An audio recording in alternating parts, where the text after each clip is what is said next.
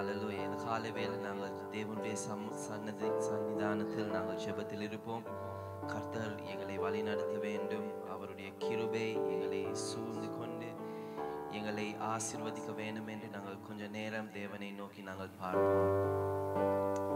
அவர் நேற்றும் இன்றும் என்றும் மாறாதவர். அவருடைய அன்பு பெரியது. இந்த காலை வேளையிலே நாங்கள் அவரை தேடி வந்தனால அவர் எங்களை கைவிட மாட்டார். காலை வேளை நாங்கள் கொஞ்ச நேரம் தேவனை நோக்கி நாங்கள் பார்ப்போம். எங்களுடைய இருதயத்தை நாங்கள் அவருக்கு நேராக நாங்கள் ஒப்பு கொடுப்போம். Let's give ourselves in front of God. Let's bow our heads and pray and ask God to lead us. Thank you, Jesus. இயேசுவே, hallelujah. நன்றி நன்றி இயேசுவே. உம்முடைய தயவுக்காக நன்றி, கிருபைகளுக்காக நன்றி. நன்றி ஆவியானவரே, நன்றி. ஓ இயேசுவே, in the name of Jesus, in the name of Jesus, Holy Spirit, have your way amongst us. Have your way, Lord, dwell among us, Lord. Thank you, Jesus. Hallelujah. Praise you, praise you. Thank you, Jesus. Hallelujah. Hallelujah. நாங்கள் எல்லோரும் எழுந்து நின்று உற்சாகமாக எழுந்து நிற்போமா? Hallelujah. Hallelujah. சத்தமா ஒரு ஹalleluya சொல்லுங்க. Hallelujah. Hallelujah.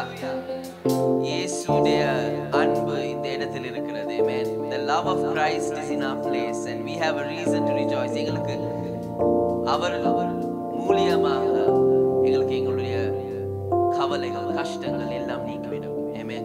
Because he is there, we can face life, we can win life. Amen. அவர் இல்லாமல் எங்களுக்கு வாழ முடியாது. Amen. Hallelujah. We can't live without him. Amen.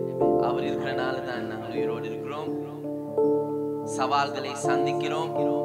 Amen. Hallelujah. Amen. Thank you, Jesus. உம்மை விட்டு வாழ முடியாதையா இயேசையா, இயேசையா. சத்தமா சொல்லுவோமா? உம்மை விட்டு வாழ முடியாதையா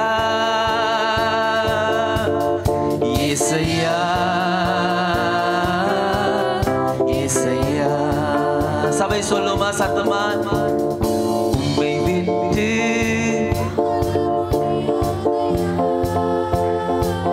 இயேசையா, இயேசையா, இயேசையா. உம்மை விட்டு sing it. உம்மை விட்டு வாழ முடியாதையா இயேசையா, இயேசையா, இயேசையா. உம்மை விட்டு come on. உம்மை விட்டு வாழ முடியாதையா இயேசையா, இயேசையா, இயேசையா. உம்மை விட்டு சந்தோஷமா பாடுவோம். இயேசையா, இயேசையா. மண்மை பிரிந்து மண்மை பிரிந்து வாழ முடியாதையா உம்மை விட்டு வாழ முடியாதையா. மண்மை பிரிந்து வாழ முடியாதையா உம்மை விட்டு வாழ முடியாதையா. உம்மை விட்டு வாழ சந்தோஷமா கரங்களை தட்டி பாடுவோம். இயேசையா, ஓ இயேசையா. உம்மை விட்டு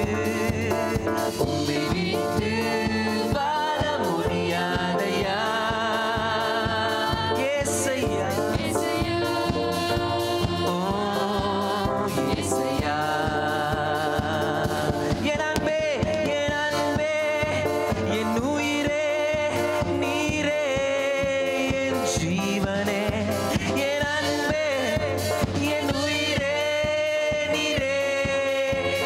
ஜீவனே உம்மை விட்டு வாழ முடியாதையா ஏசையா ஏசையா சத்தமா பாடுவோம் உம்மை விட்டு come on உம்மை விட்டு வாழ முடியாதையா ஏசையா ஏசையா என் அன்பே என் உயிரே நீரே என் ஜீவனே என் அன்பே என் உயிரே நீரே என் ஜீவனே என் அன்பே ஓ உயிரே நீரே என் ஜீவனே என் அன்பே என் உயிரே நீரே என் ஜீவனே ஒரு தாய் போல என்னை தேற்றி நீரே ஒரு தந்தை போல என்னை சுமந்து கொண்டீ ஒரு தாய் போல என்னை தேற்றி நீரே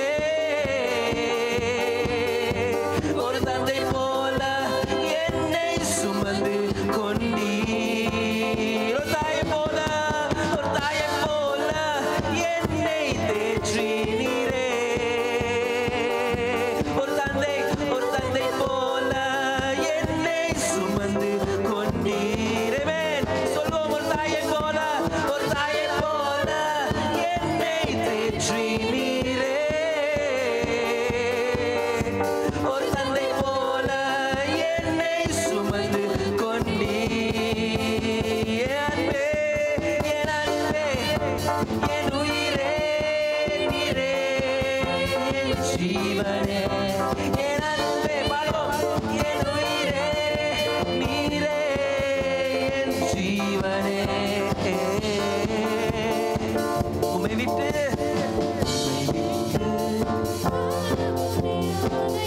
இன்னும் சத்தமா ஏசையா ஏசையா உம்மை விட்டு வாழ முடியாதையா ஓ ஏசையா ஏசையா ஒரு நண்பன் போல என்னோடு பேசினி என் இருதயத்தின் விருப்பம் நிறைவேற்றி நீ ஒரு நண்பன் போல என்னோடு பேசினி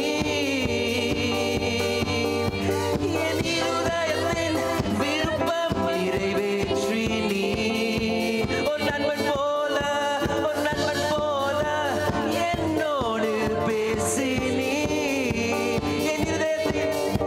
என் இருதயத்தின் விருப்பம் நிறைவேற்றி நீ ஒரு நண்பன் போல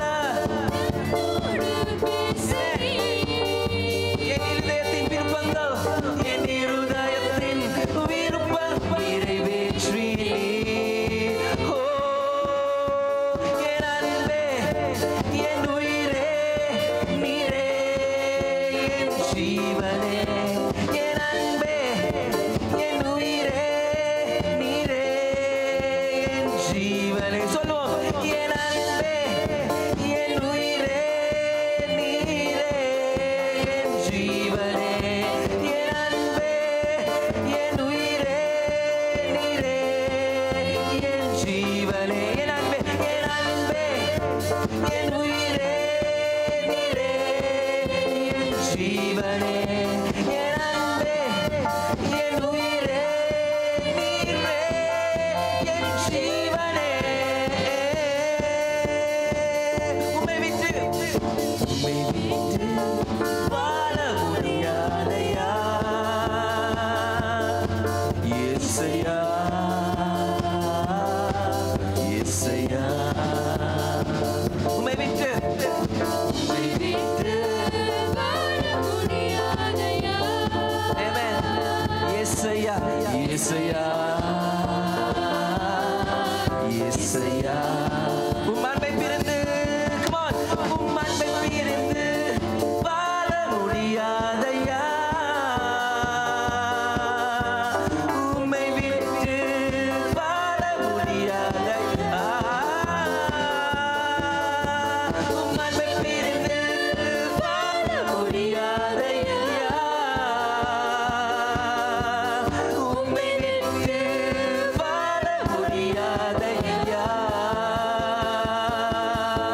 என் அன்பே என் உயிரே நீரே என் ஜீவனே என் அன்பே என் உயிரே நீரே என் ஜீவனே என் அன்பே என் உயிரே நீரே come on என் ஜீவனே என் அன்பே என் உயிரே நீரே என் ஜீவனே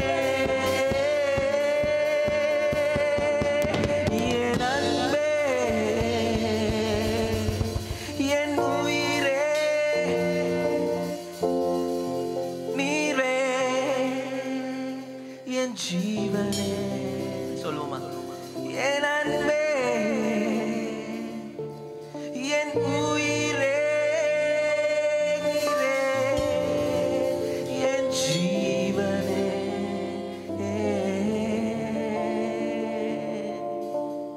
ஓ ஹalleluya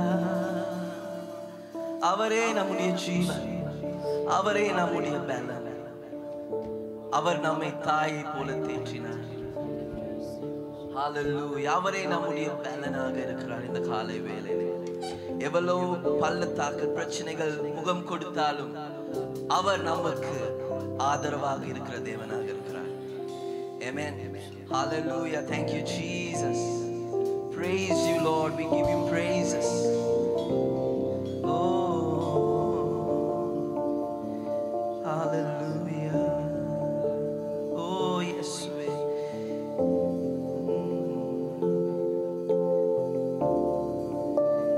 எத்தனையோ நன்மைகளை என் வாழ்வில் செய்தாரே ஏராளமாய் நன்றி சொல்வே கரங்களை இதே சொல்லுமா எத்தனையோ நன்மைகளை என் வாழ்வில் செய்தாரே ஏராளமாய் நன்றி சொல்வே அத்தனையும் நினைத்து நினைத்து நான் துதிப்பேன் நாள்தோறும் போற்றுவேன் அத்தனையும் நினைத்து நினைத்து நான் துதிப்பேன் ஆண்டவரை போற்றுவேன் ஆண்டவரை ஆண்டவரை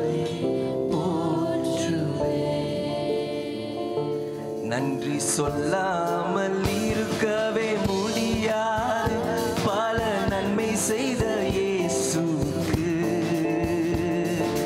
நன்றி நன்றி நன்றி என்று சொல்லி நான் துதிப்பேன் நாள்தோறும் போற்றுவேன் சத்தமாய் நன்றி சொல்லாமல் நன்மை செய்த இயேசுவுக்கு நன்றி நன்றி நன்றி என்று சொல்லி நான் துதிப்பேன் நாள்தோறும் போற்றுவேன் சத்தமாய் நாள்தோறும் நாள்தோறும் போற்றுவேன் எத்தனையோ எத்தனையோ நன்மைகளை என் வாழ்வில் செய்தாரே ஏராளமாய் நன்றி சொல்வேன் எத்தனையோ நன்மைகளை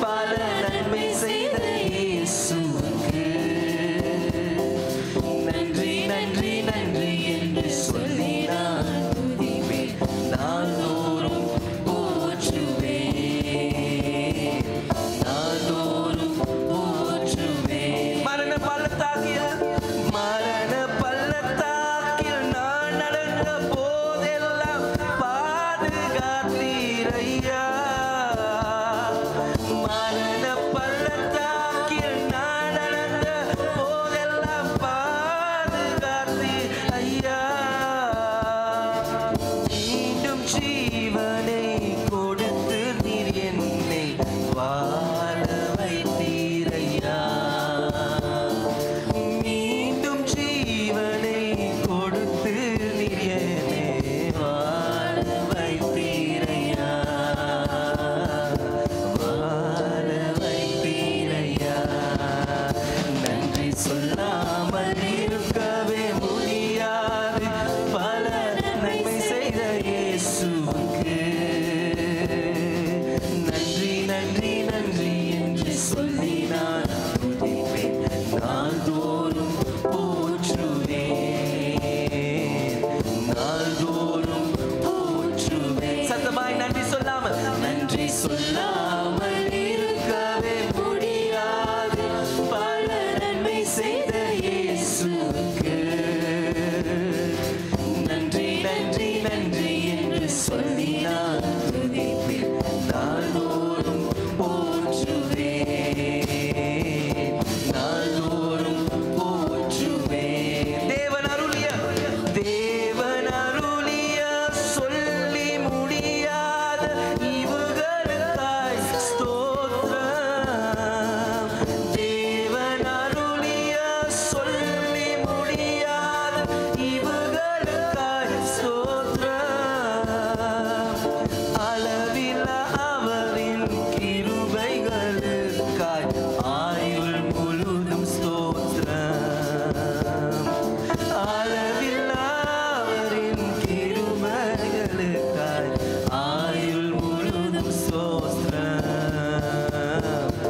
ஆயுள் முழுதும் ஸ்தோத்திரம். நன்றி சொல்லாமல் இருக்கவே முடியாது. பல நன்மை செய்த இயேசுவுக்கு நன்றி நன்றி நன்றி என்று சொல்லி நான் துதிப்பேன். நாள்தோறும் போற்றுவேன். நாள்தோறும் போற்றுவேன். நன்றி சொல்லாமல் இருக்கவே முடியாது. பல நன்மை செய்த இயேசுவுக்கு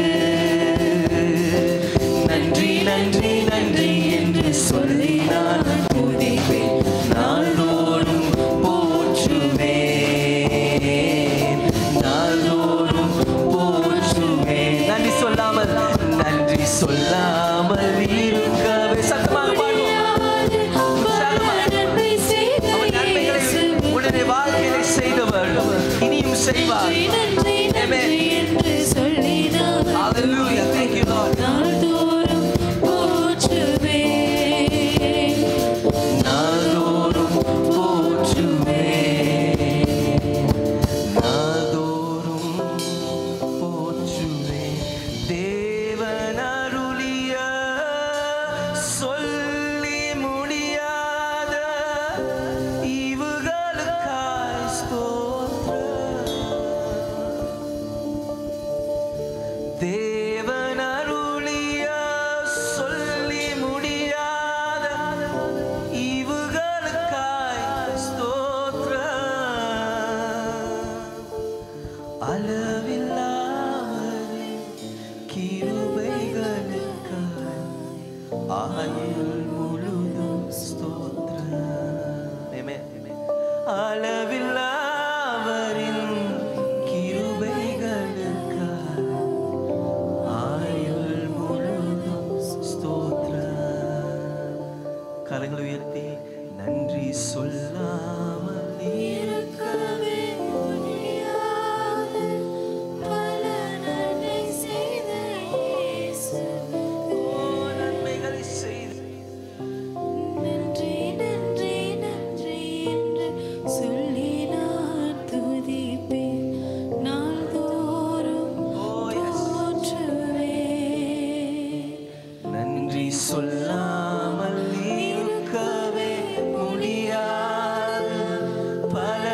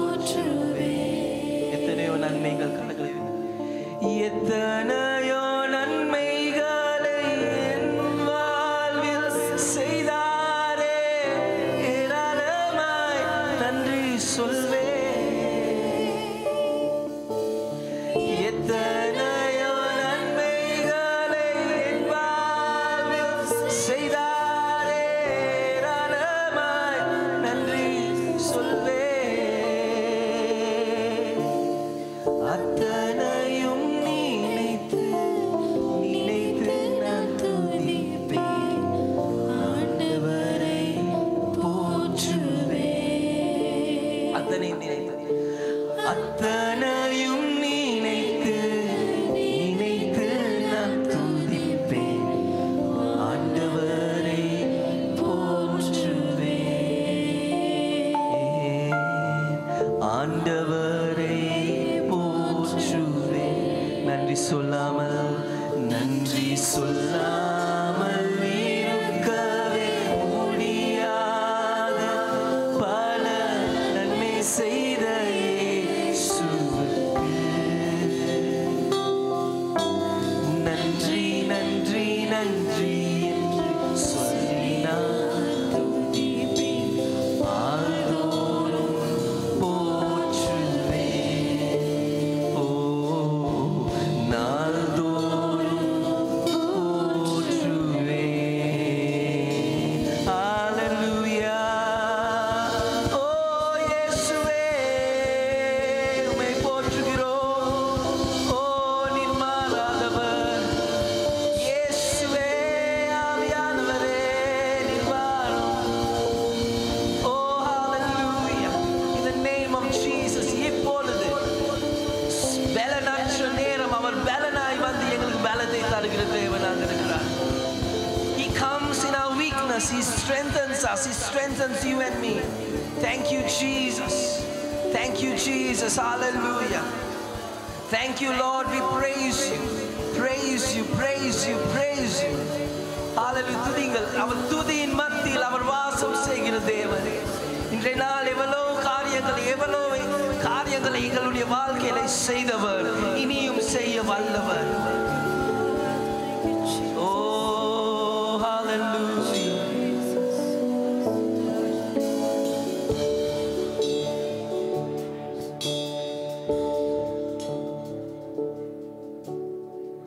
துன்பமான வேளையில் இன்பமான வேளையில் கஷ்டமான பாதையில் களிப்பான நேரம் சொல்லுங்க என் இயேசு என்னோடு இருக்கின்றாரே அவரே என் கண்மலை என் கோட்டையும் ஆனார் எந்தன் இயேசு எந்தன் இயேசுவே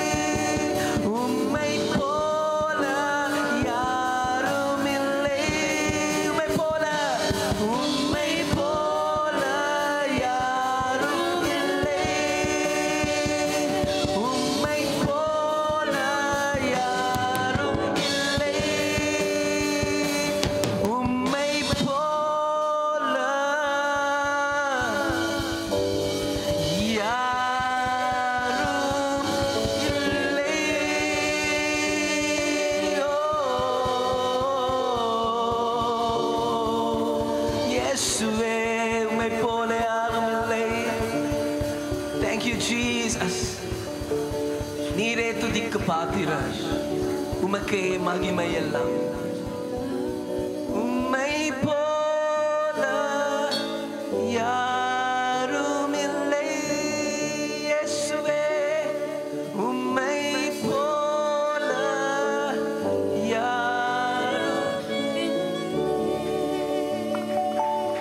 ஹalleluya ஸ்தோத்திரம். எல்லாரும் உற்சாகமாக நன்றி கர்த்தாவே உம்மை துதிக்கிறோம். ஹalleluya ஹalleluya ஸ்தோத்திரம். ஹalleluya இன்னும் அதிகமாய் நன்றி நல்ல கரங்களை தட்டி ஹalleluya ஓ ஸ்தோத்திரிக்கிறோம். நன்றி கர்த்தாவே, இந்த ஓய்வு நாளிலே காலை நேரத்திலே தேவ திருச்சபையின் மத்தியிலே கர்த்தாவே நீ நம்மை வைத்திருக்கிறதுக்காக உம்மை துதிக்கிறோம். ஹalleluya இயேசுவே, சொல்லுங்க இயேசுவே நன்றி நன்றி ஹalleluya. ஓ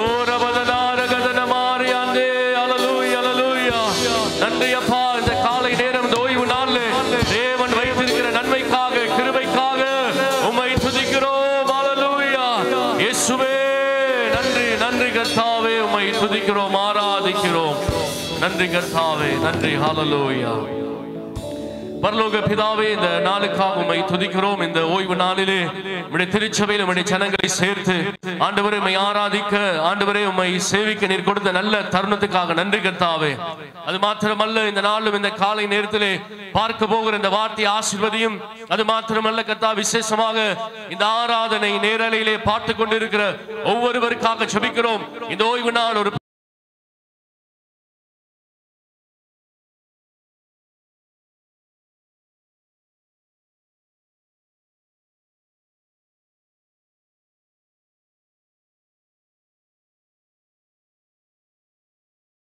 எங்களுக்கு போதித்து ஆண்டவரே அப்பா நடக்க வேண்டிய வழியிலே நடக்க தேவ கிருபை தருவீராக. இயேசு கிறிஸ்துவின் நாமத்தில் ஜெபிக்கிறோம் நல்ல பிதாவே, ஆமென் ஆமென். சத்தமாய் சொல்லுமா? ஒரு ஆமென் சொல்லாமா? ஆமென். ஆகவே அமர்ந்து கொள்ளுங்கள்.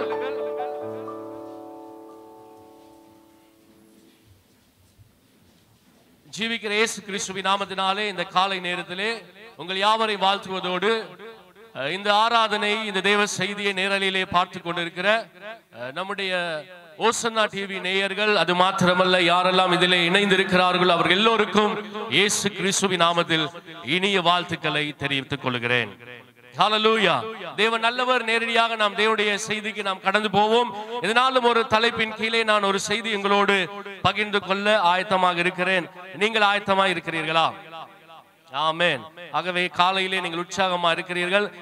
அதிகாலையிலே நாம் அதிகாலை காலை தேடும் பொழுது ஆண்டு சொல்றாரு, நீங்கள் என்னை கண்டடைவீர்கள். ஆமென். உங்க வாழ்க்கைக்கு தேவையான ஏதோ ஒன்றை இந்த காலை நேரத்திலே தேவ சமூகத்திலே நிச்சயமாகவே நீங்கள் கண்டடைவீர்கள். ஹalleluya. ஆகவே சிந்தனையை குறித்து நான் இன்று உங்களோடு ஒரு காரியத்தை பேச விரும்புகிறேன். என்ன தலைப்பு? சிந்தை இல்லை என்றால் சிந்தனை. மிக மிக முக்கியமான ஒரு பகுதி. எதை நான் சிந்திக்கிறேனோ அதுதான் நானாக இருப்பேன். ஆமென். நல்லதை சிந்தித்தால் என் வாழ்க்கையிலே நல்லது நடக்கும். கெட்டதை சிந்தித்தால் என் வாழ்க்கையிலே நான் கெட்டதை நடப்பிப்பேன். ஒரு மனிதனுக்குள் மிக மிக முக்கியமான ஒரு மிகவும் வலிமை மிக்க ஒரு சக்தி என்று சொல்ல முடியும். அதுதான் சிந்தை. உங்களுக்கும் சிந்தை இருக்கிறது, எனக்கும் சிந்தை இருக்கிறது. ஆனால் எப்படிப்பட்ட சிந்தை என்று யாருக்கும் தெரியாது, தேவனுக்கு தெரியும். சத்தம் ஒரு ஆமென் சொல்லாமே. ஆமென். கர்த்தர் சிந்தையை ஆராய்ந்து பார்க்கிறார். தேவ சமூகத்திலே வரும் பொழுது, நாம் தேவனுக்கு முன்பதாக நிற்கும் பொழுது, ஜெபிக்கும் பொழுது, வேதம் சொல்லுகிறது கர்த்தர் நம்முடைய சிந்தையை அவர் ஆராய்ந்து பார்க்கிறாராம். நம் சிந்தையில் அக்கிரம சிந்தை கொண்டிருப்போமானால் தேவன் நம் ஜெபத்துக்கு பதில் தர முடியாது. என் வேண்டுதலுக்கு தேவ சமூகத்திலே அனுமதி கிடைக்க முடியாது. ஆனா அதே வண்ணமாக என் சிந்தை சரியாக இருக்கும் பொழுது என்னுடைய வாழ்க்கையிலே நான் அபரிவிதமாய் நான் ஆசீர்வதிக்கப்படுவேன். ஆமென். நான் என்ன நினைக்கிறேனோ நான் அதை செய்து முடிப்பேன். அப்படித்தானே? ஆமென். நான் எதை நினைக்கிறேனோ அது எவ்வளவு பெரிய வேலையானாலும் சரி, அது எதுவானாலும் சரி, நான் அதை செய்து முடிப்பேன். அதுதான் சிந்தை. ஒரு உதாரணமாக, இன்று நான் வெளிநாடு போக நான் விரும்புகிறேன். வெளிநாடு நான் திடீரென்று போகவில்லை. திடீரென்று நான் போய் பிளைட்ல ஏறவில்லை, டிக்கெட் போடவில்லை. ஒரு சிந்தை, என்னுடைய சிந்தனையிலே உதிக்கிற ஒரு எண்ணம், நான் வெளிநாடு போக வேண்டும். அந்த வந்த ஒரு சிந்தை, அந்த எண்ணம் என்ன செய்தது? என்னை பாஸ்போர்ட் எடுக்க வைத்தது. அதன் பிறகு அதற்கு தேவையான பணத்தை சேகரிக்க வைத்தது. அதன் பிறகு ஒரு டிக்கெட்டை வாங்க வைத்தது. என் சிந்தை ஒரு தேசத்தில் இருந்து இன்னும் ஒரு தேசத்துக்கு என்னை கொண்டு போனது. புரியுதா நான் உங்களுக்கு சொல்லுவது? ஆமென். அப்ப சிந்தைக்கு மிக மிக மிக வலிமை அதிகம். அப்ப வேதம் என்ன சொல்லுகிறது? ரோமர் 8ஆம் அதிகாரம் 6ஆம் வசனத்தை நாம் வாசிக்கும் பொழுது, திருச்சபைக்கு இது மிக முக்கியமான ஒரு பகுதி.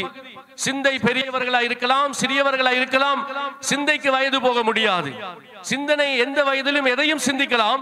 ஆனால் தேவன் விரும்புகிற வண்ணமாய் சிந்தித்தால் நான் ஒரு நல்ல ஆவிக்குரியவனாக இருக்க முடியும். ரோமர் 8ஆம் அதிகாரம் 6ஆம் வசனத்தை வாசிக்கும் பொழுது,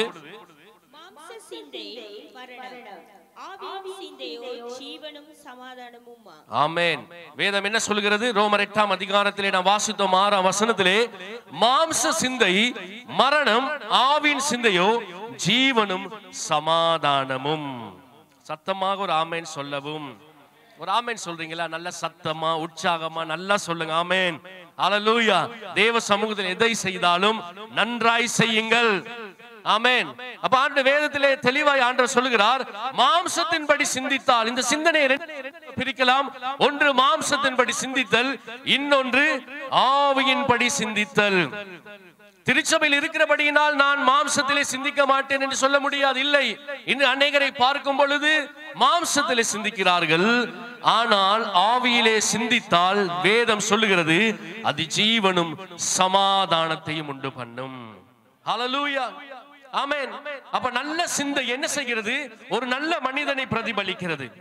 ஒரு ஆவிக்குரிய எண்ணம், ஆவிக்குரிய சிந்தை வரும் பொழுது என்னோடு சேர்ந்து அநேகர் வாழ முடியும். ஒரு ஆமென் சொல்றீங்களா? ஹல்லேலூயா. என்னோடு சேர்ந்து ஒன்றை கட்ட முடியும். தேவன் ஆவிக்குரியவர்களை ஆசீர்வதிக்கிறார். மாம்ச சிந்தை தேவனுக்கு விரோதமான பகை. மாம்சத்திலே சிந்திப்பேன், ஆனால் என் வாழ்க்கையிலே தோல்வி உண்டாகும், என் வாழ்க்கையிலே பிரச்சனைகள் அதிகம், என் வாழ்க்கையிலே தேவ சித்தம் நடைபெறாது. தேவ சமூகத்திலே நான் நின்றாலும் அதிலே ஒரு பிரதிபலனை பெற்றுக்கொள்ள முடியாமல் போய்விடும். எப்பொழுது எதை சிந்திக்க வேண்டும்? ஆவிக்குரிய சிந்தை எனக்குள் வரும் பொழுது என்னுடைய வாழ்க்கையிலே நான் ஆவியின்படி நடக்கிறவனாக இருப்பேன். சபையில் இருந்தா எப்படி, எதில நடக்க வேண்டும்? ஆவியிலே நடத்தல் வேண்டும். ஆமென். அப்ப ஆண்டவர் சொல்றாரு, ஆவியிலே நடக்கிறவன் எங்கெல்லாம் இருக்கானோ அங்க என்ன இருக்குமாம்? சமாதானம் இருக்கும். ஒரு ஆமென் சொல்றீங்களா? ஹல்லேலூயா. ஆவிக்குரியவன் இருக்கும் பொழுது, ஆவிக்குரியதை சிந்திக்கும் பொழுது என்ன நடைபெறுகிறது? வேதம் சொல்கிறது, அங்கே ஜீவன் உண்டாகும். ஆமென். அப்ப நான் இருக்கிற இடத்துல ஜீவனும் சமாதானமும் என் சிந்தையின் அடிப்படையில் தான் இருக்கும். ஹல்லேலூயா. ஆமென். அப்ப மிக முக்கியமான ஒரு காரியம் என்ன? என்னுடைய சிந்தை, நான் யார் என்பது என்னுடைய சிந்தை நான் தீர்மானிக்கிறது. சிந்தையில் ஏற்படுகிற ஒரு எண்ணம் என் வாழ்க்கையில என்னை எங்கேயோ கொண்டு போய் விடுகிறது. அது நல்லதா இருந்தால் நல்ல ஸ்தலத்துக்கு என்னை கொண்டு போகும். கெட்டதாக இருந்தால் என்னை ஒரு தீய ஸ்தலத்துக்குள், ஒரு காரணத்துக்குள் என்னை கொண்டு போகிறது. மாம்சத்துப்படி சிந்தித்தால் மரணத்துக்கு ஏதுவான துக்கம் உண்டாகிறது, பிரிவினை உண்டாகிறது, பிரச்சனை உண்டாகிறது. ஏன் ஒவ்வொருடைய வாழ்க்கையிலே திருச்சபையாலும் கூட இப்படிப்பட்ட பிரிவினைகள், போராட்டங்களுக்கு காரணம் என்ன? நான் தான் காரணம். ஆமென். புரியுதா நான் உங்களுக்கு சொல்லுவது? என்னுடைய சிந்தை மிக முக்கியமானது. ஆமென். நான் எதை சிந்திக்கிறேனோ அதன்படி நான் வாழுகிறேன். நீங்க வரும் பொழுது ஒருவன் தேவ சமூகத்தில் அமரும் பொழுதே தேவன் அவனை ஸ்கேன் பண்ணிறார். ஆமென். அவனுடைய சிந்தை நல்லதா இருந்தால் அவனை கர்த்தர் ஆசீர்வதிக்கிறார். மாம்சத்தின்படி வாழ்வதற்கு ஆண்டவர் சொல்றாரு, நீங்க மாம்சத்து கடனாளிகள் அல்ல, தேவன் உங்களை மீட்டிருக்கிறார், என்னை மீட்டிருக்கிறார். நம் ஆவிக்குரியவர்கள் ஆவியின்படி நடந்தால் தேவன் நம் மத்தியிலே கிரியை செய்வார்.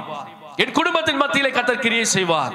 இன்று பல தவறான தீர்மானங்கள், பல தவறான காரியங்களை பரப்புவது, பேசுவது, பிரச்சனை உண்டாக்குவது இதெல்லாம் மாம்சத்திலே செயல்படும் பொழுது. ஆனால் நடக்கும் பொழுது ஜீவன் உண்டாகும். ஹல்லேலூயா. சமாதானம் உண்டாகும், ஐக்கியம் உண்டாகும், ஒரு மனம் உண்டாகும். ஆமென். அப்படிப்பட்டவர்கள் இருக்கும் பொழுதுதான் ஆசீர்வாதமாக இருக்க முடியும். ஆமென். இது மிக முக்கியமான ஒரு காரியம். ஆகவே நாம் எடுத்து வாசிக்க போகிறோம். அதற்கு முன்பதாக நான் சொல்கிறேன், இந்த சிந்தை எங்கே இருக்கிறது ஒரு மனிதனுக்குள்ளே? இந்த சிந்தை ஒரு மனிதனுடைய ஆத்துமாவிலே இருக்கிறது. மனிதனுடைய படைப்பு எங்களுக்கு தெரியும், ஆவி ஆத்மா சரீரம் என்று தேவன் பிரித்திருக்கிறார். ஆகவே இந்த சரீரம் என்ன செய்கிறது? ஒரு நாள் வருகிறது, இது மண்ணிலே வந்த சரீரம் மண்ணுக்கே போய் விடுகிறது. தேவன் தந்த ஆவி தேவனிடத்திலே போய்விடுகிறது.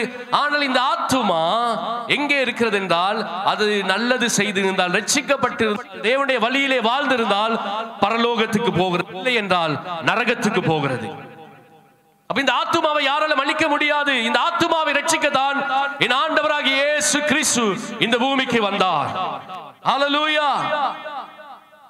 இந்த ஆத்துமாவுக்கு இயேசு தன் ஜீவனை கொடுத்தார், கல்வாரி சிலுவையில் மரித்தார், மூன்றாம் நாள் மரணத்தை ஜெயித்து அவர் உயிரோடு கூட எழுந்தார். ஹல்லேலூயா. அதே இயேசு இன்று எங்களுக்கு அந்த மரணத்தை ஜெயிக்கும் படியாக நம்மை வாழ வைக்கும்படியாக நம்மை தெரிந்து கொண்டிருக்கிறார். அப்ப இந்த சிந்தை இந்த நம்முடைய சிந்தனை எங்கே இருக்கிறது என்றால் ஆத்துமாவிலே இருக்கிறது. ஆத்துமாவிலே 4 காரியம் இருக்கிறது. இது சுருக்கமாய் சொல்கிறேன், நீங்கள் தெரிந்து கொள்ள வேண்டிய சிந்தை என்பது மிக முக்கியம். நல்ல சிந்தை மிகவும் ஆசீர்வாதமானது. ஆமென். ஆவிக்குரிய சிந்தை தேவனுடைய வழிகளை உங்களுக்கு பெற்றுக் கொடுக்கும். ஆமென். தேவனுடைய ஆசீர்வாதத்தை உங்களுக்கு பெற்றுக் கொடுக்கும். அதே வண்ணமாக தான் நாம் மாம்சத்திலே கிரியை செய்வோமானால் நம் வாழ்க்கையிலே பிசாசின் ஆதிக்கம் அதிகமாக இருக்கும். தோல்விகள், வேதனைகள், பிரச்சனைகள் அதிகமாய் சந்திக்கிறோம். அப்போ ஒரு மனிதனுடைய ஆத்துமாவில் என்ன இருக்கிறது? அறிவு இருக்கிறது, சிந்தை இருக்கிறது, சித்தம் இருக்கிறது, உணர்வு இருக்கிறது. இந்த 4 காரியங்கள் மிக முக்கியமான காரியம். ஒரு மனுஷன் ஆத்துமாவிலிருந்து தேவன் சித்தத்தை, விருப்பத்தை வேறு பிரித்தல் தான் மரணம் என்று பார்க்கிறோம். மரித்த பிறகு யாரும் நினைத்ததை செய்யவே முடியாது. எலும்பி ஓடி வரலாமா? முடியாது. எனக்கு விருப்பமானதை செய்ய முடியுமா? முடியாது. இந்த ஆத்துமாவிலே இருந்த சித்தத்தை, தான் விரும்பின செய்கிற அதிகாரத்தை, உரிமையை தேவன் ஒரு மனிதனுக்குள் எடுக்கும் பொழுதுதான் அவனுக்கு மரணம் ஏற்படுகிறது. மரணம் ஏற்பட்ட பிறகு இந்த ஆத்துமாவிலே வாழ்கிற 3 காரியம் தான் அவனுக்குள்ள அந்த சிந்தை இருக்கும், அறிவு இருக்கும், அந்த உணர்வு இருக்கும். இந்த 4 காரியத்தோடு தான் ஒருவன் பரம் போக வேண்டும், இல்லை என்றால் நரகத்துக்கு போக வேண்டும். இதைதான் லூக்கா 16ஆம் அதிகாரத்திலே நாம் பார்க்கிறோம். அந்த ஏழை மனிதன் லாசரு, ஐசுவரியவான் 2 பேரும் வாழ்கிறார்கள், மரிக்கிறார்கள். ஒருவன் நரகத்துக்கு போகிறான். நரகத்துக்கு போனவனுக்கு என்ன இருந்தது? உணர்வு இருந்ததா? வேதனைப்படுகிறேன் ஆண்டவரே சொல்றான் தானே. ஆண்டவரே, நான் அக்கினியிலே வேதனைப்படுகிறேன். அப்ப ஆத்துமாவில் என்ன இருந்தது? உணர்வு இருந்தது, அறிவு இருந்தது. அவனுக்கு என்ன செய்ய வேண்டும் என்று போதிக்கிறான், சொல்லுகிறான். சிந்தை இருந்தது, அவனுக்கு ஒரு யோசனை வருகிறது. அப்ப இந்த யோசனை என்ன செய்ய வேண்டும்? நாம் வாழும் பொழுது நல்ல யோசனைகள், நல்ல சிந்தைகள் எனக்குள் இருந்து பிறப்பிக்கப்பட வேண்டும். ஆமென். சித்தத்தை, தேவனுடைய சித்தத்தை செய்ய நமக்கு நல்ல சிந்தனைகள் இருக்க வேண்டும் என்று வேதம் சொல்லுகிறது. ஆகவே நான் பார்த்தபடி முதலாவது நான் உங்களுக்கு சொல்ல விரும்புகிற காரியம் என்னவென்றால், சிந்தை முதலாவது எப்படி இருக்க வேண்டும்? முதலாவது சிந்தையிலே பரிசுத்தம் இருக்க வேண்டும். ஒரு ஆமென் சொல்லுகிறீங்களா? ஹல்லேலூயா. ஒரு மனிதனுடைய சிந்தையில் என்ன இருக்க வேண்டும்? பரிசுத்தம் இருக்க வேண்டும். நீங்க ஆராதிக்க வரும் பொழுது என்னுடைய சிந்தையை கர்த்தர் பார்க்கிறார். எங்கே நீங்கள் நின்றாலும் தேவன் நம் சிந்தையை பார்த்து என்னுடைய ஆராதனைக்கு அங்கீகரிப்பு தருகிறார். ஒரு மனிதன் இலகுவிலே ஒரு பாவத்திலே விழ முடியாது. கவனிக்கிறீங்களா? திடீரென்று நினைத்தவுடனே ஒருவன் பாவம் செய்ய முடியாது. ஆனால் எங்கே இந்த பாவம் உற்பத்தி ஆகிற இடம் எங்கே? முதலாவது நம்முடைய சிந்தனையிலே. வேதம் சொல்லுகிற எபேசியர் 4ஆம் அதிகாரம் 17ஆம் வசனத்தை நாம் வாசிப்போம். சீக்கிரமாக நாம் வாசிக்க போகிற எபேசியர் 4ஆம் அதிகாரத்திலே 17வது வசனம் என்ன சொல்லுகிறது? ஆதலால் கர்த்தருக்குள் நான் உங்களுக்கு சாட்சியாக சொல்லி எச்சரிக்கிறது என்னவெனில், மற்ற புறஜாதிகள் தங்கள் வீணான சிந்தனையிலே நடக்கிறது போல நீங்கள் இனி நடவாமல் இருங்கள். 18ஆம் வசனத்திலே, அவர்கள் புத்தியிலே அந்தகாரப்பட்டு தங்கள் இருதய கடினத்தினால் தங்கள் இருக்கும் அறியாமையினாலே தேவனுடைய ஜீவனுக்கு அந்நியராக இருந்து உணர்வில்லாதவர்களை சகலவித அசுத்தங்களை ஆவலோடு நடக்கும்படி தங்களை காம விவாதத்துக்கு ஒப்பு கொடுத்திருக்கிறார்கள். 23ஆம் வசனம் சொல்கிறது, எபேசியர் 4ஆம் அதிகாரம் 23ஆம் வசனத்திலே, உங்கள் உள்ளத்திலே புதிதான ஆவி உள்ளவர்களாகி மெய்யான நீதியிலும் பரிசுத்திலும் தேவனுடைய சாயலாக சிருஷ்டிக்கப்பட்ட புதிய மனிதனை தரித்துக் கொள்ளுங்கள். ஆமென். அப்ப புதிய மனிதன் எங்கே இருக்கிறான்? புதிய மனிதன் வெளியே அல்ல, புதிய மனிதன் உள்ளே இருக்கிறான். உள்ளே இருக்க புதிய மனிதனுடைய சிந்தை தான் மாற வேண்டும். அதை ஆண்டவர் புதிய மனிதன் என்று சொல்லுகிறார். ஆமென், ஹல்லேலூயா. நான் ரட்சிக்கப்பட்டேன், அதனாலே எந்த மாற்றமும் கிடையாது. எனக்குள்ளே சிந்தை மாறினது, என்னுடைய எண்ணங்கள் மாறினது. நான் முன்பு எதெல்லாம் யோசித்தேனோ இன்று நான் அதை யோசிக்க முடியாது, நான் யோசிக்க மாட்டேன். இப்ப என்னுடைய சிந்தை எதற்கு ஏதுவாக இருக்கிறது? பரிசுத்தத்திற்கு ஏதுவாக இருக்கிறது. எபேசியர் 4:17 ஆண்டவர் சொல்றாரு, ஒருவனுக்குள் பாவத்தை பிறப்பிக்க எப்பொழுதும் பிசாசு எதை முயற்சிப்பான் என்றால் அவன் உங்கள் சிந்தையை தான் பயன்படுத்துவான். என்னுடைய சிந்தையை தான் பிடிப்பான். ஒரு விஷயம் விதைத்தால் போதும், அது ஒரு நாள் ஒரு முழுமையான பாவமாக அது மாறிவிடும். ஒரு சிறிய காரியம், ஒரு சின்ன காரியத்தை அவன் எங்கள் கண்களுக்கு காண்பித்தால் போதும், ஒரு சின்ன மெசேஜ் போதும், ஒரு சின்ன படம் போதும், என்னுடைய பரிசுத்தத்துக்கு விரோதமாய் அவன் விதைத்தது வளர்ந்து கொண்டே இருக்கும். ஒரு தவறான காரியம் என் பரிசுத்தத்துக்கு விரோதமான ஒரு சிந்தை எனக்கு வருமானால் நான் சீக்கிரம் கவனமாக இருக்க வேண்டும். சின்னதா இருக்கலாம், ஆனா அதனாலே யோசிச்சு பாருங்க. நீங்க இந்த செய்தியை கேட்டுக்கொண்டு இருக்கும் பொழுது ஒரு சின்ன காரியம் சிந்தையில நினைச்சோம், ஆனா ஒரு நாள் அது முழுமையான பாவமாய் மாறிவிடும். சிந்தையில் அவன் விதைக்கும் பொழுது சாதாரணமா இருக்கும், ஆனா அதுக்கப்புறம் நான் அதை எப்படி செய்ய போகிறேன், அதற்கு நான் என்ன திட்டம் தீட்டுவேன், இதெல்லாம் சிந்தையிலே தான் உண்டாகும். தாவீது கூட பாவம் செய்தார், திடீரென்று செய்யவில்லை. ஒரு பொழுதும் தாவீது ஏதோ உப்பரகையின் மேலே போனபடியினாலே அல்ல. தாவீதுக்கு பத்சேபாள் யாருன்னு நன்றாய் தெரியும். பத்சேபாள் என்பது தாவீதுடைய அரண்மனையிலே இருந்த ஆலோசனை சங்கத்திலே மூத்த ஒருவருடைய பேத்தி தான் இந்த பத்சேபாள். நன்றாய் அறிந்திருந்தான். நன்றாக அவனுடைய சிந்தையிலே ஒரு காரியம் வந்தது, தவறான ஒரு சிந்தை வந்தது. அதை செய்து முடிக்க எவ்வளவோ தரமாக வாழ்ந்த தாவீது ஒரு தரமுள்ள ஒரு மனிதன். ஆனா எவ்வளவு தரம் கெட்ட அளவுக்கு அவனால் யோசிக்க முடியுமோ, இந்த சிந்தை, அந்த பாவத்தின் சிந்தை அவனை அவ்வளவு யோசிக்க வைத்தது. சிந்தையிலே ஆரம்பிக்கிற பாவம் ஒரு மனிதனை, கவனியுங்கள், குழியில போனாலும் விடாது, நித்திய நரகத்துக்கு கொண்டு போகும் வரையும் அது நடத்தி கொண்டே இருக்கும். ஒண்ணுதான், ஒரு காரியம் போதும். என்னுடைய பரிசுத்தத்தின் முற்றுமுழுதாய் நான் நிலப்பதுக்கு சிந்தையிலே ஆரம்பிக்கிற ஒரு பாவமான எண்ணம், ஒரு அசுத்தமான எண்ணம் என்னை முழுமையான பாவம் உள்ளவனாய் மாற்றி விடுகிறது. சிந்தையில தான் ஆரம்பிக்குது, ஆனால் என்னை நித்திய மரணத்துக்கு கொண்டு போகிறது. ஆகி நம்முடைய சிந்தை செய்ய வேண்டும், பாதுகாத்துக் கொள்ளுங்கள். ஒரு ஆமென் சொல்றீங்களா? ஹல்லேலூயா. ஏதாவது ஒண்ணு வருதா, என்னாவது உங்களோட பரிசுத்தத்துக்கு ஒரு சிறிய காரியம் உங்க சிந்தையில வருதா, உடனே நிறுத்துங்கள், உடனே அதை தடை செய்யுங்கள், உடனே அதை பார்ப்பதை நிறுத்துங்கள், தூரமாய் நில்லுங்கள். கர்த்தர் உங்களை பாதுகாத்துக் கொள்ளுவார். அப்ப ஆண்டவர் என்ன சொன்னாரு? இப்படி நடக்கும் பொழுது உங்களுக்கு உண்டாகும் இரண்டாவது காரியம் என்ன சொல்லப்படுகிறது? கிரியை. இரண்டாவது காரியம் என்ன சிந்தை நாம் வேண்டும் என்றால் பிலிப்பியர் 2:5. பிலிப்பியர் 2 சிந்தை மிக முக்கியமான நம்முடைய வாழ்க்கை தீர்மானிக்கும் ஒரு பகுதி. இதிலே ஆண்டவர் என்ன சொல்றாரு? பிலிப்பியர் 4 2 மன்னிக்கும், பிலிப்பியர் 2 5 நான் இப்பொழுது வாசிக்கிறேன். கிறிஸ்து இயேசுவில் இருந்த சிந்தையே உங்களில் இருக்க கடவது. பைபிள் கொண்டு வந்தீங்களா? பைபிள் கொண்டு வந்தீங்களா? ஆமென்.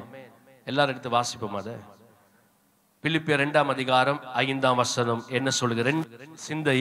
முதலாவது சிந்தை, ஒரு மனிதனுக்கு என்ன இருக்க வேண்டும்? அவனுக்குள் பரிசுத்தமான சிந்தை இருக்க வேண்டும். இரண்டாவது காரியம், கிறிஸ்து இயேசுவில் இருந்த சிந்தையே உங்களில் இருக்க கடவது. வாசிக்கலாமா? எல்லாரும் வாசிப்போம். கிறிஸ்து இயேசுவில் இருந்த சிந்தையே உங்களிலும் இருக்க கடவது. ஒரு ஆமென் சொல்லுங்க, சத்தமா ஒரு ஆமென் சொல்லுங்க. ஹல்லேலூயா. அப்ப நான் ஆவியிலே நடக்கிறேனா, நான் மாம்சத்திலே சிந்திக்கிறேனா? இந்த ஒரு சிந்தை போதும். நான் தேவனோடு இருக்கிறேனா, தேவனை விட்டு தூரமா இருக்கிறேனா? என் வாழ்க்கையிலே மரணத்துக்கு ஏதுவாய் வாழ்கிறேனா, ஜீவனுக்கு ஏதுவாய் வாழ்கிறேனா? என்னால் சமாதானத்தை கொடுக்க முடியுமா? சமாதானத்தை சீர்குலைக்க முடியுமா? எனக்கு ஒருவரை ஒன்றிணைக்க முடியுமா? ஒருவரை பிரிக்க முடியுமா? மிக முக்கியமான காரியம். தேவ சமூகத்திலே கர்த்தருக்கு யாரையும் உயர்த்த முடியும். ஆமென். யாரை கர்த்தருக்கு கனப்படுத்த முடியும்? அவன் படித்தவனாக இருக்க வேண்டும் என்ற கட்டாயம் கிடையாது. நாகரிகம் கூட தெரியாமல் இருக்கலாம், அவனிடத்திலே செல்வங்கள் இல்லாமல் இருக்கலாம். ஆனாலும் கர்த்தர் நினைத்தபடி ஒரு மனிதன் வாழ நினைக்கும் பொழுது கர்த்தர் அவனை மிகவும் ஒரு அழகுள்ள மனிதனாய் கர்த்தர் மாற்றுகிறார். சத்தமா சொல்லுங்களேன், ஹல்லேலூயா. அவருடைய சாயலுக்கு ஒப்பாக தேவன் நம்மை மாற்றுகிறார். அவருடைய குணாதிசயத்துக்கு ஒப்பாக நம்மை அவர் அழகுபடுத்துகிறார். இது உலகம் கொடுக்க முடியாது, உலகத்தின் தலைவர்கள் கொடுக்க முடியாது. நம் ஆண்டவராகிய இயேசு கிறிஸ்து எனக்கும் உங்களுக்கும் அதை கொடுத்திருக்கிறார். ஆமென். எத்தனை பேர் விசுவாசிக்கிறீர்கள்? ஆமென். நான் ஒரு புதிய மனிதன். சொல்லுங்க, புதிய மனிதன். புதிய மனிதனின் ஆசீர்வாதங்களை ஒருவன் அனுபவிக்க வேண்டுமானால் அவனுக்குள் புதிய சிந்தை இருக்க வேண்டும். முதல் சிந்தை பரிசுத்தம் உள்ள சிந்தை. இரண்டாவது காரியம், கிறிஸ்து இயேசுவில் இருந்த சிந்தையே உங்களில் இருக்க கடவது. ஆமென், ஹல்லேலூயா. அப்ப கிறிஸ்து இயேசுவில் என்ன சிந்தை இருந்தது? நன்றாய் கவனியுங்கள், சீக்கிரமாய் நான் பகிர்ந்து கொள்கிறேன். 6ஆம் வசனம் சொல்லுகிறது, பிலிப்பியர் 2ஆம் அதிகாரம் 6ஆம் வசனத்திலே, அவர் தேவனுடைய ரூபமாயிருந்தும் தேவனுக்கு சமமாயிருப்பதை கொள்ளையாடின பொருளாய் எண்ணாமல் தம்மை தாமே வெறுமையாக்கி அடிமையின் ரூபம் எடுத்து மனுஷர் சாயலானார். ஆமென். பைபிள் நான் வாசிக்கிறதுக்காக நான் மட்டும் வரல, நீங்களும் வாசிக்கணும். ஆமென். 4 வசனம் 5 வசனம் தான் வாசிக்கிறோம். அதுல என்னைய வாசிக்க விட்டு என்னை தனிமைப்படுத்துவது என்ன நியாயம்? பிலிப்பியர் 2ஆம் அதிகாரத்திலே 6ஆம் வசனம் என்ன சொல்லுகிறது? அவர் தேவனுடைய ரூபமாயிருந்தும் தேவனுக்கு சமமாய் இருப்பதை கொள்ளையாடின பொருளாக அவர் நினையாமல் அவர் என்ன செய்கிறார்? தம்மை தாமே வெறுமையாக்கி அடிமையின் ரூபம் எடுத்து மனுஷர் சாயலானார். ஒரு ஆமென் சொல்லவும். ஹல்லேலூயா. அப்ப கிறிஸ்துவின் சிந்தை எப்படிப்பட்டது? அது சிந்தை. ஆமென். அப்ப சபையில் இருக்கும் பொழுது ஆவியிலே நடக்கிறவர்கள் சமாதானத்துக்கு ஏதுவாய், ஜீவனுக்கு ஏதுவாய், நன்மைக்கு ஏதுவாய் அவர்கள் நடந்து கொள்வார்கள். ஆனால் எப்படி நடந்து கொள்வார்கள்? இயேசு எவ்வளவு மேலானவராக இருந்தார்? வேதம் சொல்லுகிறது, தேவனுக்கு ஒப்பாய் இருந்தார். ஆமென். பிதாவுக்கு மகிமை உடையவராக இருந்தார். இந்த வார்த்தை மிகவும் அழகாய் சொல்லப்படுகிறது. மிகவும் முக்கியமான ஒரு வார்த்தை. ஒரு மனிதனுடைய நடைமுறை வாழ்க்கையிலே அவனை தேவனுக்குரியவன், ஆவிக்குரியவன் என்பதை நிரூபணம் பண்ணுகிற ஒரு வார்த்தை. அவர் தேவனுடைய ரூபமாய் இருந்தும் தேவனுக்கு சமமாய் இருப்பதை கொள்ளையாடின பொருளா எண்ணாமல், இந்த 7ஆம் வசனம் கடைசியில் சொல்லப்படுகிறது, அவர் மனுஷ சாயலானார். 6ஆம் வசனம் ஆரம்பம் எப்படி சொல்லுகிறது? அவர் தேவனுடைய ரூபமாய் இருந்தும் 7ஆம் வசனம் கடைசியிலே அவர் மனுஷ சாயலாய் மாறினார். ஆமென். 8ஆம் வசனம், அவர் மனுஷ ரூபமாய் காணப்பட்டு மரண பரியந்தம், அதாவது சிலுவையின் மரண பரியந்தமும் கீழ்ப்படிந்தவராகி, வாசிங்க சத்தமா சொல்லுங்க, ஆமென். என்ன செய்தாராம்? சிலுவை மரண பரியந்தம் இயேசு கீழ்ப்படிந்தவராகி அவர் தம்மை தாமே தாழ்த்தினார். ஆவிலே நடக்கிறவன் எதை சிந்திக்க வேண்டும்? கிறிஸ்துவின் சிந்தையை சிந்திக்க வேண்டும். கிறிஸ்து எதை எப்படி சிந்தித்தார் என்றால், அவர் தேவனுக்கு சமமாக இருந்தும் அவ்வளவு மகிமை பொருந்தினவராக இருந்தும் அவ்வளவு மேன்மை உள்ளவராக இருந்தும் அவர் தன்னை வெறுமையாய் மாற்றினார். ஆமென். தன் பெருமைகளை நிரூபிக்க அவருக்குள்ள மகிமை இந்த பூமியிலே யாருக்கும் கிடையாது. அவர் தான் காரணர். அவர் சர்வ வல்லமையுள்ள தேவன். ஆமென் சொல்லுங்களேன். ஹல்லேலூயா. அப்படிப்பட்ட தேவன் என்ன செய்தார்? தன்னை வெறுமையாக்கினார், தன்னை விட்டு கொடுத்தார். அவர் சபையிலே ஆவிக்குரியவர்கள் எப்படி நடந்து கொள்வார்கள்? ஆவியிலே சிந்திக்கிறவர்கள் எப்பொழுதும் தன்னை விட்டு கொடுப்பார்கள். ஆமென் சொல்லுங்க. ஹல்லேலூயா. ஆசீர்வதிக்கிறார் என்று சொல்லும் பொழுது ஆமென் மாத்திரம் அல்ல, உங்க சிந்தை மிக முக்கியமானது. நீங்க யார் என்பதை தீர்மானிப்பது நீங்கள் சிந்திப்பதுதான். அப்ப சபையில இருக்கிறவர்கள் கர்த்தர் என்ன சொல்கிறார்? எப்பொழுது உங்கள் வாழ்க்கையில் ஜீவன் உண்டாகும், சமாதானம் உண்டாகும், உங்களை நீங்கள் விட்டு கொடுக்கும் பொழுது, உங்களை நீங்கள் தாழ்த்தும் பொழுது, உங்களை கீழ்ப்படி செய்யும் பொழுது கர்த்தர் உங்களை ஆசீர்வதிக்கிறார். ஒரு சந்தோஷம் வரணும். ஒரு கிறிஸ்துவனுக்கு, ஒரு ஆவிக்குரியவனுக்கு, நான் கிறிஸ்துவை போல நடந்து கொள்ளுகிறேன். ஒரு ஆமென் சொல்லுங்களேன். கிறிஸ்துவை போல நான் தீர்மானம் பண்ணினேன். ஆமென். எனக்கு ரொம்ப பேர் என்ன செய்வாங்க தெரியுமா?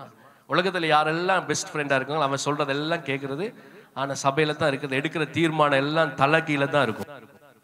பிள்ளையான தீர்மானங்கள். உலகத்தில் உள்ளவன் சிந்திப்பதை போல் என்னால் சிந்திக்க முடியாது. நான் ஒரு புதிய மனிதன். ஆமென் சொல்லுங்களேன். ஆமென். அவன் வாழ்க்கையிலே அவன் எடுக்கிற தீர்மானங்கள் அல்ல. நான் எந்த நல்ல தீர்மானத்தை ஆவிக்குரிய ரீதியிலே சிந்தித்து எடுக்கிறேனோ அந்த சகல தீர்மானங்களுக்கும் நான் சொல்லுகிறேன், என் தேவனாகிய கர்த்தர் அதை நிறைவேற்ற உங்களுக்கு உதவி செய்வார். அந்த தீர்மானத்தை சில நேரம் உலகம் ஏற்றுக்கொள்ளாமல் இருக்கலாம், உங்கள் நண்பர்கள் ஏற்றுக்கொள்ளாமல் இருக்கலாம். ஆனால் கர்த்தர் எதை சொல்லுகிறார் அதன்படி தீர்மானித்தால் என் தேவன் உங்கள் வாழ்க்கையிலே சமாதானத்தை உண்டு பண்ணுவார். உங்கள் வாழ்க்கையிலே உண்டாயிருக்கும்.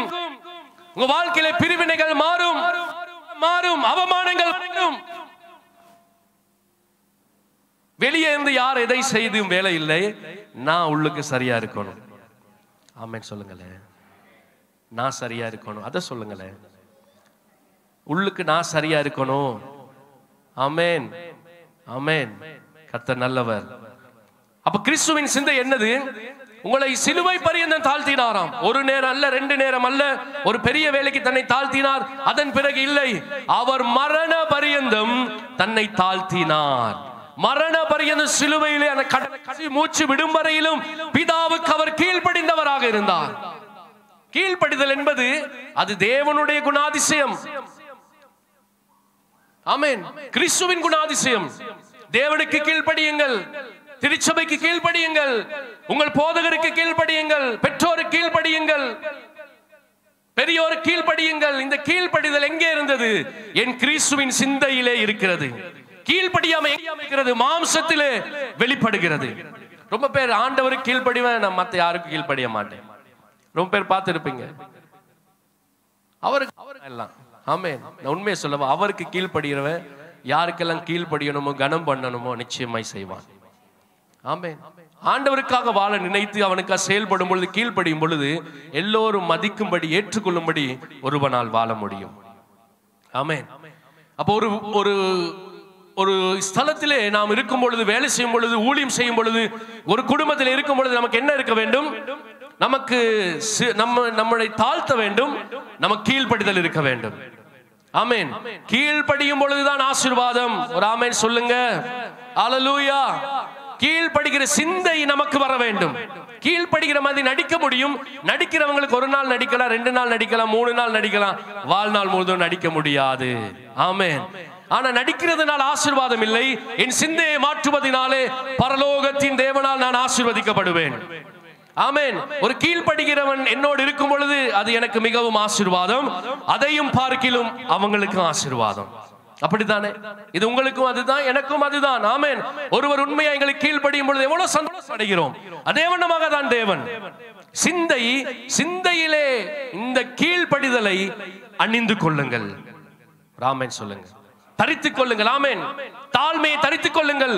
இல்லாத பெருமை பேச வேண்டாம். ஒரு ஆமென் சொல்லணும் நீங்க. அல்லேலூயா.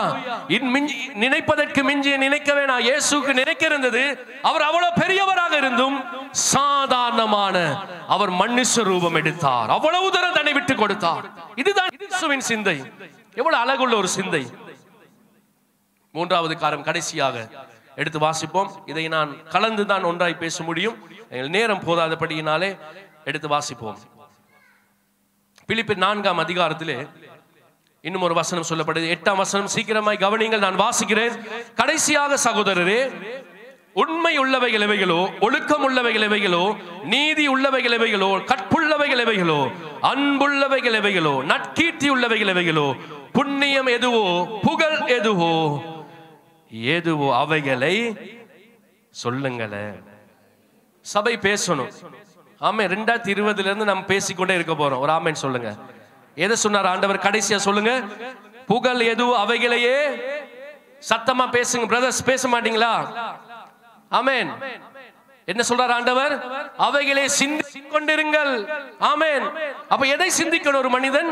சண்டையை சிந்திக்க வேண்டாம், பிரச்சனை சிந்திக்க வேண்டாம், தவறானவைகளை சிந்திக்க வேண்டாம், கோபத்துக்கு ஏனதுவான சிந்திக்க வேண்டாம்.